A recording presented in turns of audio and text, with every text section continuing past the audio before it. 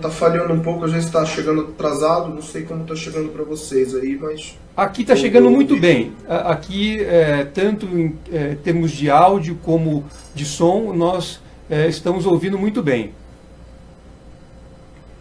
Se o senhor, por acaso, se tiver algum momento em que a nossa conversa tem algum problema com a transmissão, eu aviso. Isso, está ótimo.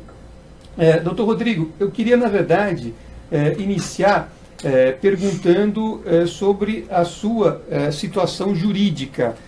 Ao que eu acompanhei na imprensa, o senhor hoje, na Espanha, uma testemunha protegida, seria isso?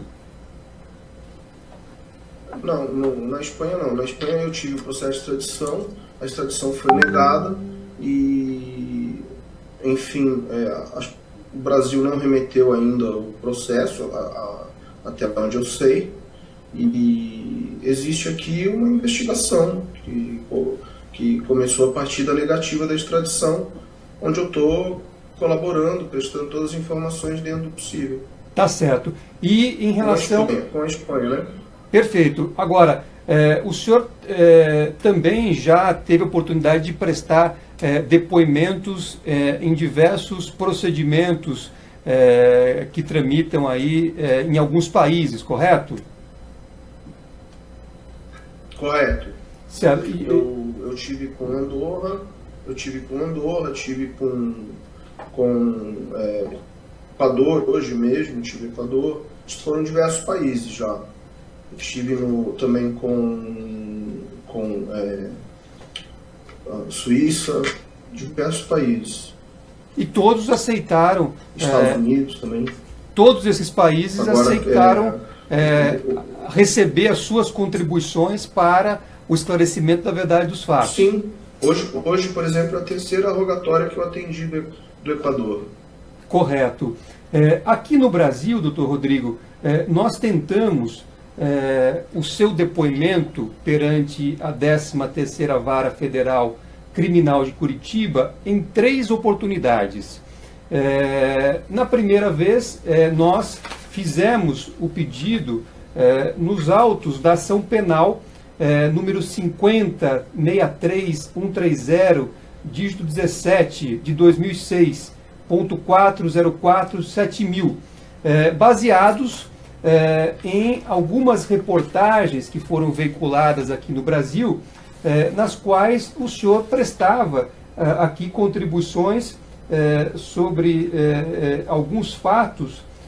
A primeira delas é a reportagem do dia 13 de agosto de 2017, da Folha de São Paulo, quando o senhor falava sobre a questão de documentos utilizados pelo Odebrecht. Outra reportagem do dia 27 de agosto, quando o senhor falava a respeito da contratação de advogados para auxiliar num eventual acordo de colaboração. E depois uma outra reportagem de 29/8/2017, também da Folha de São Paulo, quando o senhor também prestava esclarecimentos.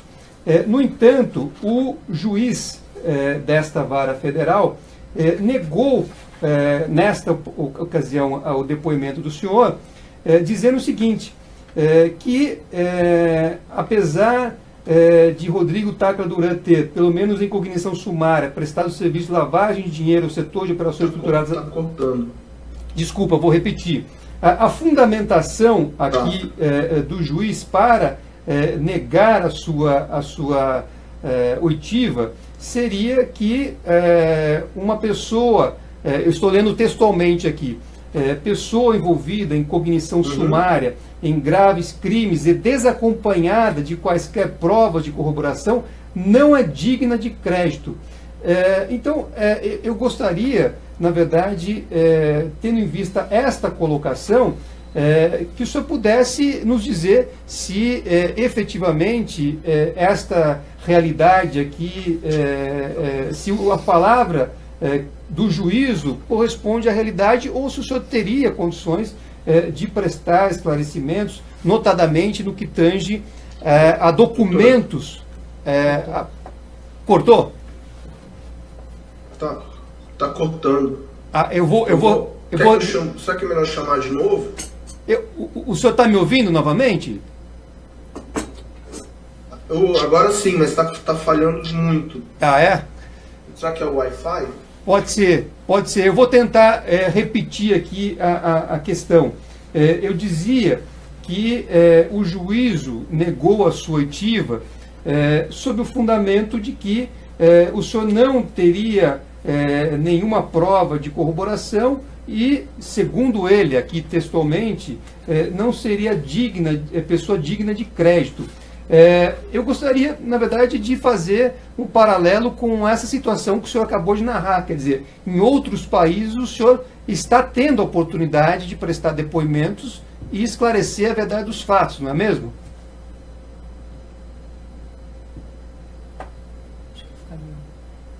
Sim, eu tive a oportunidade de prestar esclarecimentos e colaborar com diversos países. O Brasil, na verdade, eu recentemente tive a oportunidade na CPMI.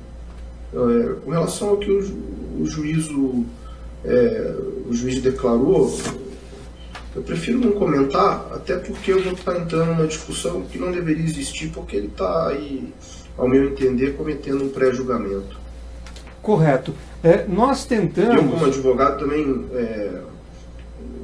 esse tipo de, primeiro, pré-julgamento em público. Segundo, esse tipo de pré-julgamento com cognição sumária, ele é um tanto quanto dúbio. Correto. E esse posicionamento depois foi reiterado em 2 ocasiões nos autos de um incidente de falsidade que nós apresentamos, questionando a idoneidade de alguns documentos que foram apresentados no processo de colaboração de alguns ex-executivos da Odebrecht e também no acordo de leniência que foi firmado por essa empresa.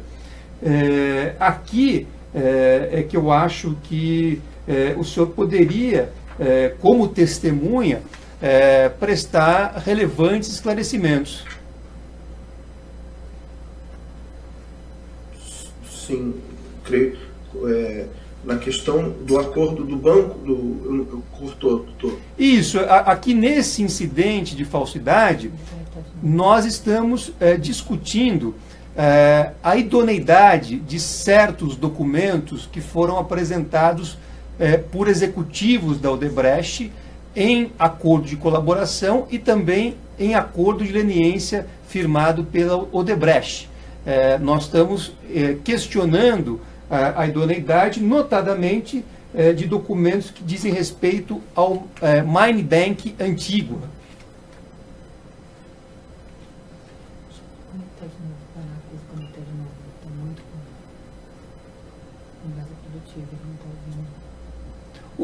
O senhor acha que devemos tentar reconectar? Vamos tentar reconectar. A imagem tá. Eu vou tentar chamá-lo novamente, então. Eu vou ligar de volta. Tá bom. Ou vocês me ligam, como quiser. Pode me chamar. Tá bom, eu vou chamar novamente. Eu chamo. Tá bom. Tá.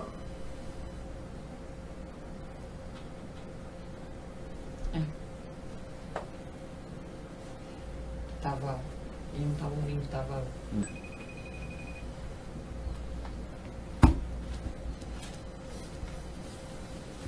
Melhorou? Eu estou ouvindo bem. O senhor me ouve bem? Sim, agora sim. Está bem melhor. Ah, ótimo. Eu vou só fazer então uma recapitulação. Vamos na última. Isso.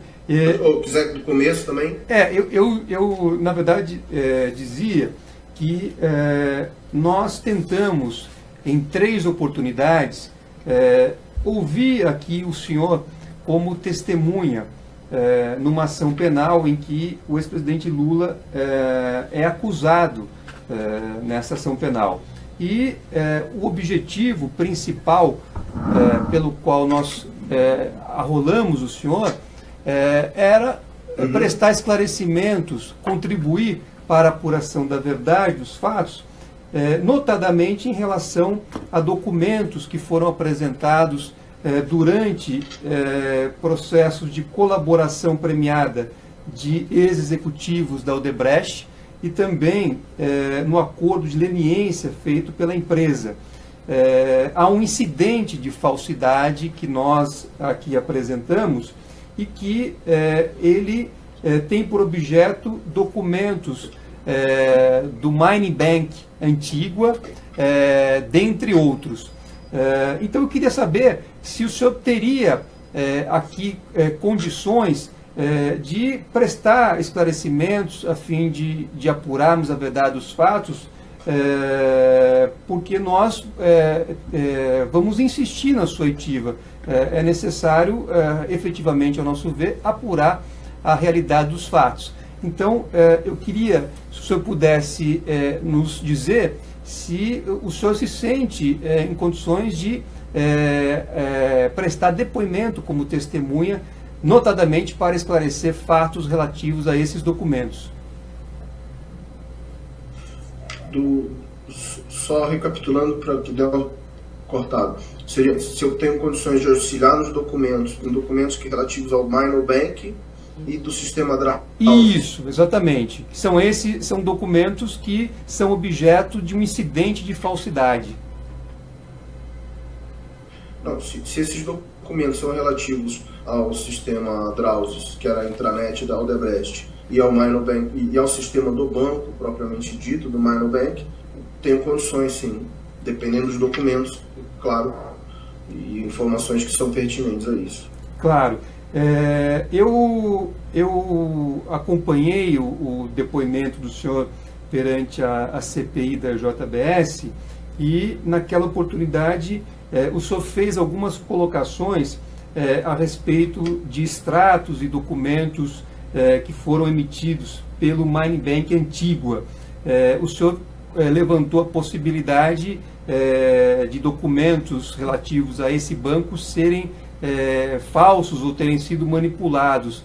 É isso mesmo, Dr. Rodrigo? Sim, no caso da denúncia do presidente Michel Temer, que os extratos foram aportados pelo ex-procurador Rodrigo Janot, procurador-geral, como envolvia meu nome, eu tive interesse e procurei tomar conhecimento desses documentos.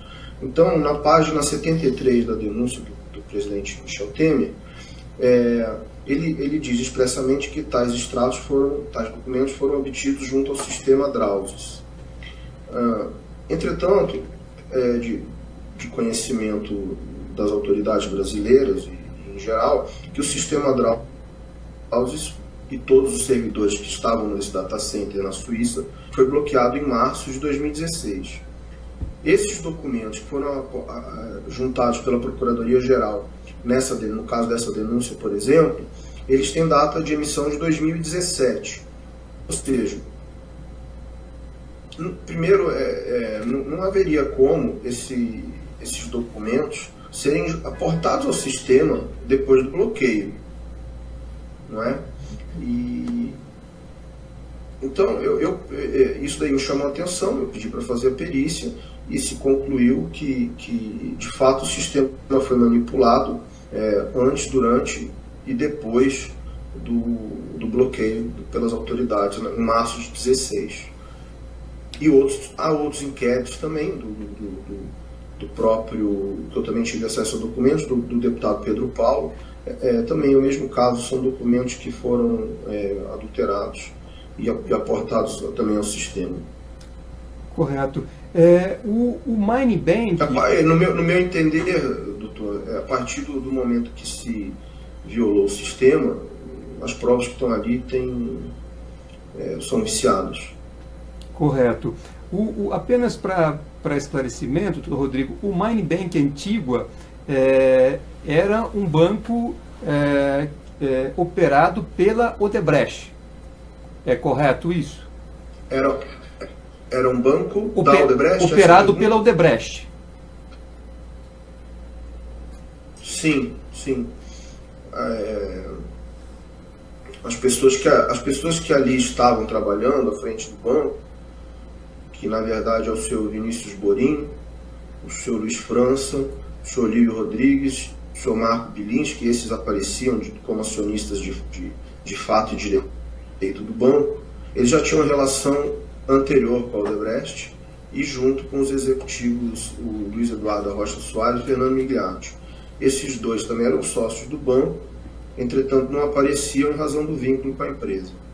Certo. E o senhor saberia... Eu queria só deixar claro, doutor, claro. Essas informações que eu tenho, eu as obtive no meu trabalho como advogado, então não tem efeito prático de participação minha nenhuma. Eu soube disso depois de iniciada a Lava Jato, já no meu trabalho de advogado, fazendo as avaliações de riscos jurídicos, etc., internas, antes de passar aos advogados externos. E na verdade, é um pouco, para mim, um pouco difícil fazer isso, porque não é do meu agrado por tratar de situações de sigilo profissional. Entretanto, eu fui acusado injustamente pela empresa e eu estou afastando o sigilo profissional nos termos do Código Ético, o senhor conhece muito bem, porque é necessário fazer minha defesa e esclarecer os fatos. Ainda que como testemunha nesse processo, o senhor está pedindo as informações, ao esclarecer, eu também faço esclarecimentos quanto às ações que foram feitas injustamente. Correto, perfeito. O senhor sabe dizer se quem operava, na verdade, o sistema do banco MineBank, se era operado por uma mesma empresa? Caiu?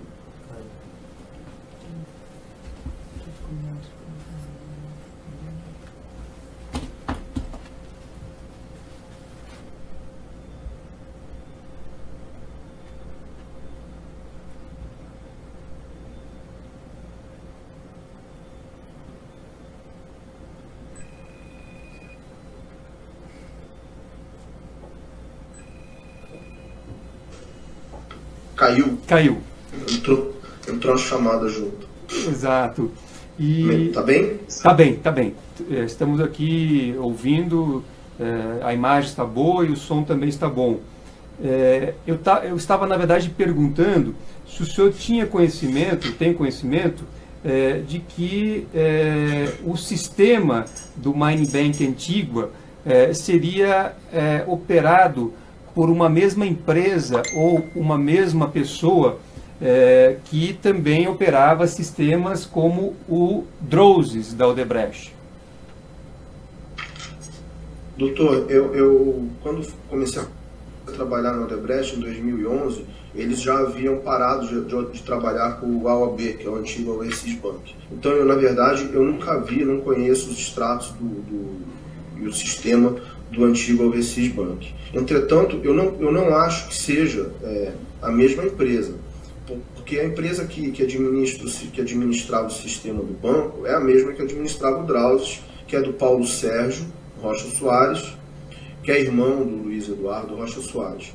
Embora essa relação aí deles com os acionistas do MineBank aí, os dois diretores da Odebrecht, fosse anterior já, desde o tempo, inclusive antes do AOB operar para a empresa, eu acho difícil que no caso do AOB tenha sido a mesma empresa do Paulo Sérgio a prestar o serviço de TI para o banco, porque no caso lá o banco, até onde eu sei, ele tinha um acionista que era de Antigua, um dono, e essas pessoas, o Vinícius Borim, o Luiz França e o Marco Bilinski, eles eram, até onde eu sei, eles eram funcionários do AOB. Então eu não acredito que, eu não tenho conhecimento, também não acredito que o mesmo seja a mesma empresa. Na verdade, acho que houve um problema de conexão, porque eu estava me referindo ao MineBank, exatamente isso que o senhor respondeu, quer dizer, em relação ao MineBank, havia realmente a coincidência de gestão de sistemas por uma mesma empresa que administrava o Drozes.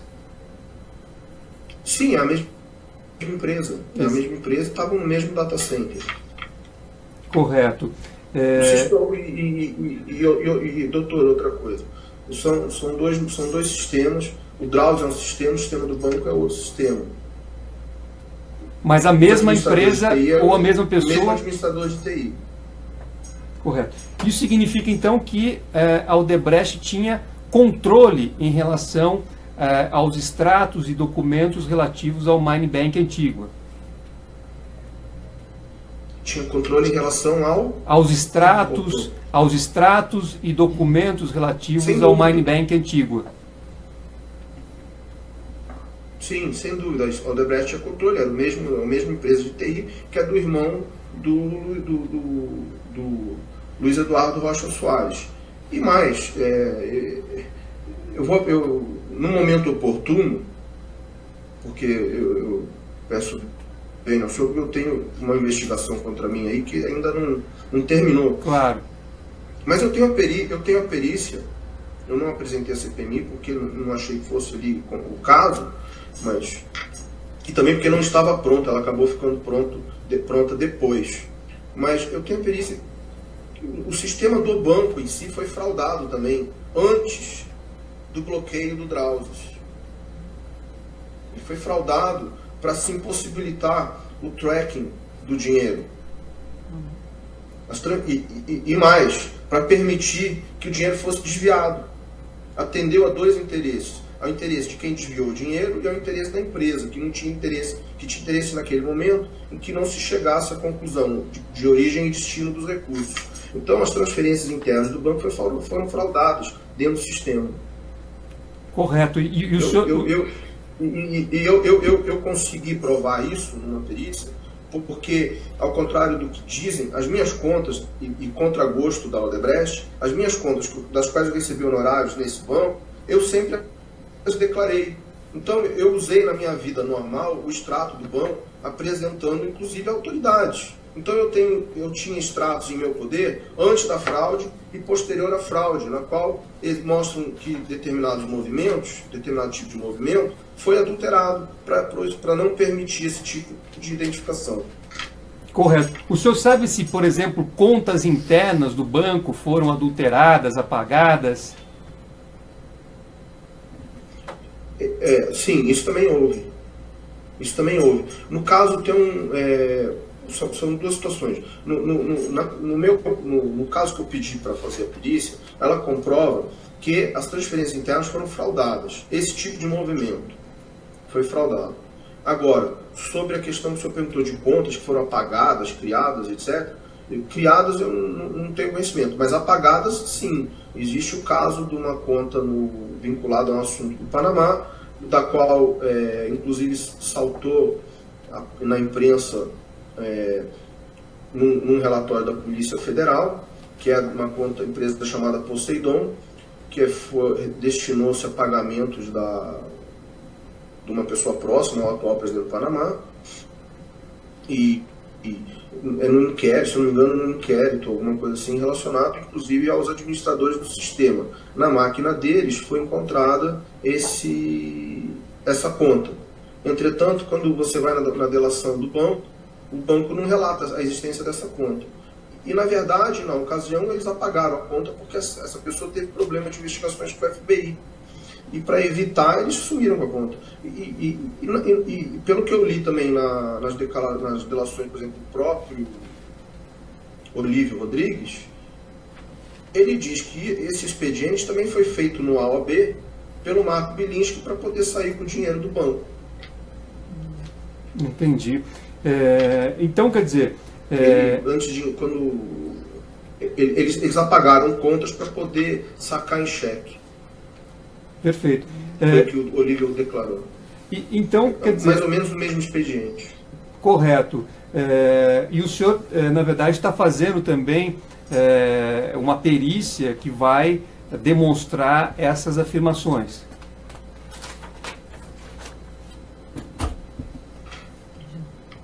Cortou, doutor. Eu perguntei se o senhor, então, inclusive está fazendo uma perícia que vai corroborar essas afirmações que o senhor acaba de fazer.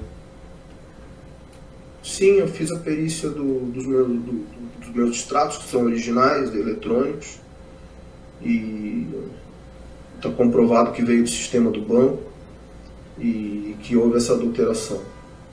Correto.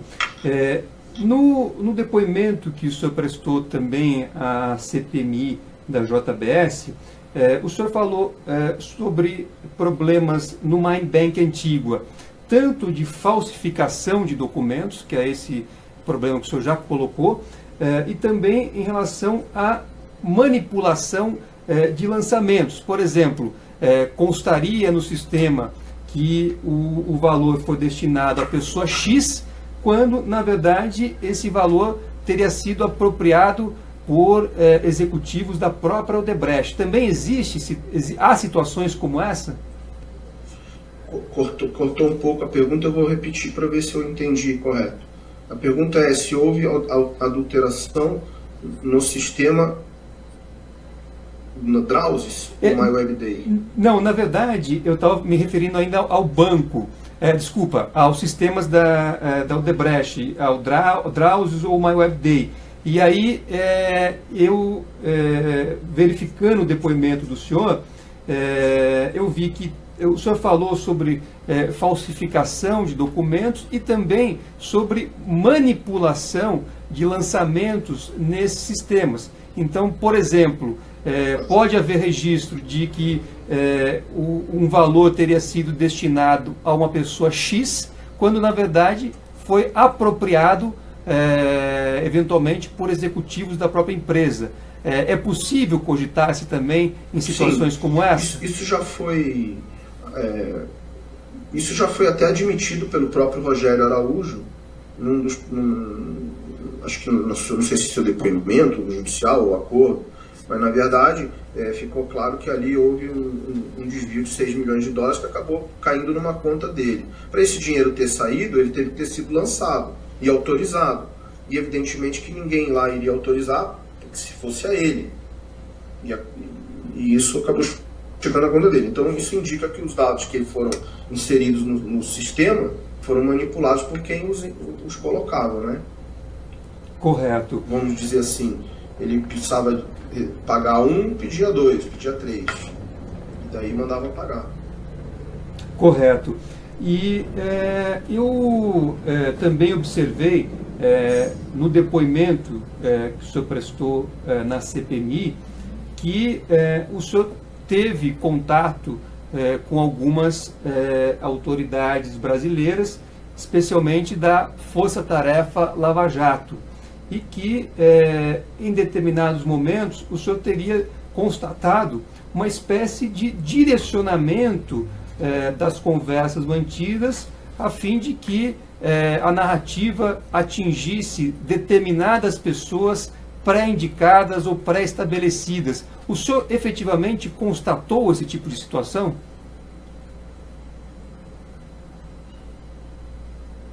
Sim, sim. Inicialmente me perguntaram se eu tinha alguma informação sobre pessoas de fora privilegiado, o que já não entendo muito bem, porque eu entendo, se eu tivesse espontaneamente falado, bom, aí sim eles deveriam chamar os procuradores competentes para esse tipo de assunto. Entretanto, não, eles perguntaram e na reunião seguinte já veio o senhor Marcelo Miller, ex-procurador, que trabalhava na parte de foro privilegiado, que segundo eles, Brasília, e o doutor Sérgio Bruno. E quem colocou, na verdade, a questão, sugeriu nomes, etc., naquele sentido, foi o ex-procurador Marcelo Miller. Correto. Doutor Rodrigo, como eu disse no início, é a primeira vez que nós estamos conversando e eu percebi na sua narrativa durante a CPMI lá da JBS que há uma situação de, inclusive, perseguição a familiares do senhor, houve necessidade até mesmo de mudança para o exterior de alguns familiares do senhor. Eu gostaria de saber se, a despeito dessa situação, se o senhor efetivamente estaria disposto a prestar um depoimento como testemunha nas ações penais, como testemunha que nós, da defesa do ex-presidente Lula, pudéssemos indicar. o senhor teria essa disponibilidade? O senhor entende que teria condições de contribuir para a verdade dos fatos? Cortou um pouquinho, seria se eu tenho a disponibilidade de fazer um depoimento ao juízo como testemunha no caso do processo do ex-presidente Lula? Na verdade eu vou repetir. Eu constatei no seu depoimento à CPMI que o senhor narrou, inclusive, que há uma perseguição em relação a familiares do senhor, houve a necessidade até mesmo de mudança para o exterior. Quer dizer, a despeito dessa situação toda, o senhor teria disponibilidade para ser ouvido como testemunha em uma ação penal que tramita na 13ª Vara Federal de Curitiba?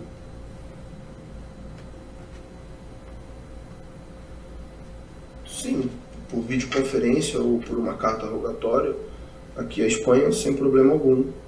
Correto. Inclusive, o senhor teria essa disponibilidade? Eu atendi, eu fui testemunha, me chamaram para testemunha em assuntos do Equador, por exemplo, hoje, que eu não tinha o menor conhecimento, e eu até atendi, expliquei que não tinha conhecimento, não podia ajudar, mas no caso aí das suas perguntas, eu entendo que é pertinente. Perfeito. Eu ajudo dentro do que eu sei, com o compromisso de dizer a verdade. Perfeito. Na verdade, eu acho que nesse primeiro momento, doutor Rodrigo, seriam essas as colocações que eu gostaria de fazer ao senhor. Doutor, pois não. Só lhe interrompendo, eu tomei conhecimento pela imprensa do seu terceiro requerimento para que eu fosse ouvido como testemunha. E também acompanhei e li pela imprensa que uma das razões da qual foi indeferido o seu pedido foi pelo que porque o juízo de Curitiba, a 13ª Vara de Curitiba, não tem conhecimento do meu endereço, do meu paradeiro ou qualquer coisa do gênero. Não é? Exatamente. Foi feita essa colocação também. Primeiro, com todo respeito que o juízo merece, e eu como advogado não quero deixar isso de lado nunca, eu respondi a um processo de extradição do começo ao fim, compareci a todos os atos, atendi a mais de 7 rogatórios de países diferentes, sempre eu fui localizado. Meu endereço na Espanha é o endereço da minha família há mais de 20 anos. Está no meu documento de identidade, que faz parte do meu processo de extradição, que o juízo da 13ª Vara Penal de Curitiba, com certeza tem cópia. O Ministério Público também tem cópia. Isso chega a ser tão estarrecedor que no dia 4 de dezembro, aqui em Madrid, a Procuradoria do Paraná encaminhou um pedido, uma carta rogatória para a Espanha para me ouvir, na qual os procuradores do Brasil, o senhor Robson Possobon, o senhor Orlando Martello, não me lembro qual era o terceiro que constava, se comprometiam a vir a Madrid para tomar o meu depoimento no dia 4 de dezembro. Eu fui à Audiência Nacional para atender essa rogatória do Brasil na semana passada, dia 4. Entretanto, os procuradores não vieram. Então, quer dizer, eles não só têm conhecimento de onde, do endereço que o senhor reside em Madrid, como também chegaram a pedir a sua oitiva. É óbvio que sim. É óbvio que sim, porque eles mandaram uma rogatória para que eu fosse ouvido. Tá certo? Eu compareci e eles não compareceram. Puxa. Isso foi dia 4 de dezembro. Provavelmente a Espanha já devolveu a rogatória atendida. Eu compareci. E eles não compareceram, não tiveram interesse em ouvir o senhor. E tantos quantos vierem, eu vou comparecer. Evidentemente, só não vou atender as ilegais, porque há uma aí que é uma tentativa de citação, com pena de revelia, etc., que pelo decreto da cooperação mútua penal entre Brasil e Espanha, não se pode fazer esse tipo de rogatório, atender esse tipo de rogatória com sanção ou combinações. Tem uma aí que ainda não chegou, não sei se vai chegar, mas pelo visto saiu, parece. Tá certo. Doutor Rodrigo, eu agradeço muito os seus esclarecimentos. Repito que há, por parte da defesa do ex-presidente Lula, o maior interesse em ouvir os seus esclarecimentos, aprofundar essas questões que nós tratamos aqui em um eventual depoimento judicial. Eu sei que o senhor, como advogado, tem os limites que o Código de Ética, a legislação impõe ao senhor, mas dentro das possibilidades, dentro daquilo que seja possível, nós vamos, aqui no Brasil, insistir para ter o depoimento do senhor a fim de apurar a verdade dos fatos. Perfeito, eu estou à disposição, seja por rogatório ou de outra forma. No caso tem que ser rogatório, eu acredito, mas da forma que seja, eu estou à disposição. Tá certo. Eu agradeço muito aqui a sua atenção e também aqui em nome dos demais colegas advogados, eu acho que podemos dar por encerrada essa primeira conversa, sem prejuízo, eventualmente, de voltarmos a falar e também de ficarmos à sua disposição se o senhor tiver alguma informação relevante a respeito desses temas que nós tratamos aqui.